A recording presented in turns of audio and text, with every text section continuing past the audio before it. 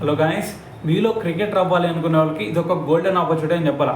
ఎందుకంటే మీకు Andhra cricket association తరఫున సమ్మర్ క్యాంప్ అయితే కండక్ట్ చేయబోతున్నారు. సో అయితే దీనికి సంబంధించి ఫస్ట్ మీరైతే రిజిస్ట్రేషన్ చేసుకోవాలా.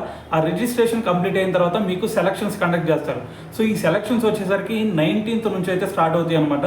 సో ఈ సెలక్షన్స్లో కనుక మీ పర్ఫార్మెన్స్ మంచిగా ఉంటే ఆటోమేటిక్గా వాళ్ళ క్యాంపులోకి తీసుకుంటారు.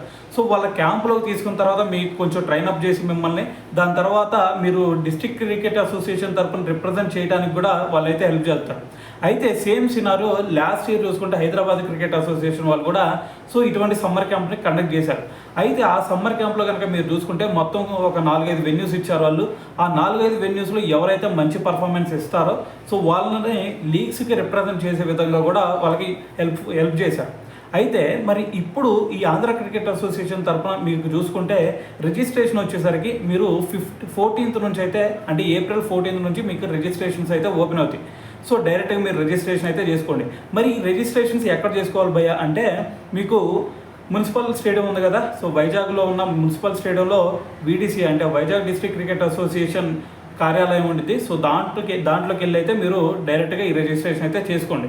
అయితే మరి ఇది అందరూ చేసుకోవచ్చా ఆంధ్రాలో ఉన్న వాళ్ళు అందరూ అంటే సో అందరూ కాదు, ఇది వైజాగ్ వాళ్ళు ఎవరైతే ఉంటారో సో వాళ్ళు వెళ్ళి డైరెక్ట్గా అలా రిజిస్ట్రేషన్ చేసుకోండి. సో దాని తర్వాత దీనికి ఏజ్ కేటగిరీ కూడా ఉంది.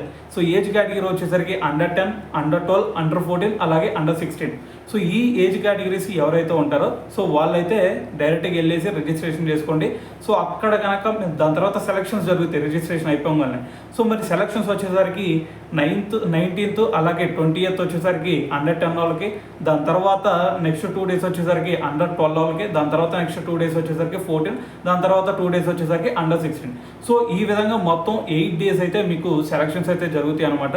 సో అక్కడ పర్ఫార్మెన్స్ మంచిగా ఉంటే ఆటోమేటిక్గా నెక్స్ట్ మీకు డైరెక్ట్గా క్యాంప్లోకి తీసుకుంటారు. ఆ క్యాంప్లో సరైన పర్ఫార్మెన్స్ ఉంది, మీ దగ్గర టాలెంట్ కనిపిస్తుంది అంటే వాళ్ళు నెక్స్ట్ డిస్ట్రిక్ట్ క్రికెట్కి కూడా మిమ్మల్ని రిప్రజెంట్ చేసి ఆ డిస్ట్రిక్ట్ తరఫున ఏదైతే వైజాగ్ డిస్ట్రిక్ట్ క్రికెట్ అసోసియేషన్ ఉందో సో ఆ డిస్ట్రిక్ట్ క్రికెట్ అసోసియేషన్ తరఫున మీరు డిస్ట్రిక్ట్ మ్యాచెస్ ఆడటానికి కూడా వాళ్ళు మిమ్మల్ని పుషప్ చేయడం జరిగింది.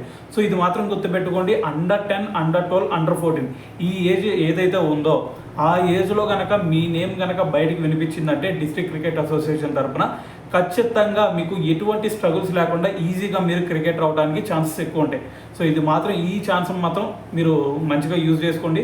దాని తర్వాత మిగతా డిస్ట్రిక్ట్ క్రికెట్ అసోసియేషన్స్ తరఫున కూడా మీకు సమ్మర్ క్యాంప్స్ జరుగుతాయి. సో వాటికి కూడా మీరు అటెండ్ అవ్వాలి అనుకుంటే సో మన ఛానల్ అయితే సబ్స్క్రైబ్ చేసుకోండి. ఆటోమేటిక్గా అటువంటి అప్డేట్స్ కూడా మనం త్వరలోనే ఇద్దాం. సో అయితే మరి ఇక్కడ ఇంకొక విషయం తెలుసుకోవాల్సింది ఏంటంటే కొన్ని అకాడమీస్ కూడా ఇక్కడ సమ్మర్ క్యాంప్స్ మీకు పెడతాం జరిగింది. సో వాటి వల్ల యూజ్ ఏమన్నా ఉందా అంటే మీకు ఓన్లీ వాళ్ళకి కొంచెం ట్రైనప్ చేయడానికి మాత్రమే యూజ్ ఉండేది మీకు, అంతే తప్ప మీరు దాని తర్వాత ప్రాసెస్ ఏదైతే ఉండిద్దో అంటే మీకు డిస్ట్రిక్ట్ తరఫున ఆడతాం కానీ లేదు అంటే దానికంటే ముందుకు వెళ్తాం కానీ సో వీటి వల్ల అయితే మీకు యూజ్ ఏమి ఉండదు. ఓన్లీ ఈ డిస్ట్రిక్ట్ క్రికెట్ అసోసియేషన్ ఏదైతే సమ్మర్ క్యాంప్స్ పెడుతుందో ఇక్కడ మీ పర్ఫార్మెన్స్ మంచిగా ఉంటే కొంచెం మిమ్మల్ని ఇక్కడ నుంచి పుషప్ చేయడానికి ఛాన్స్ ఉండిద్ది.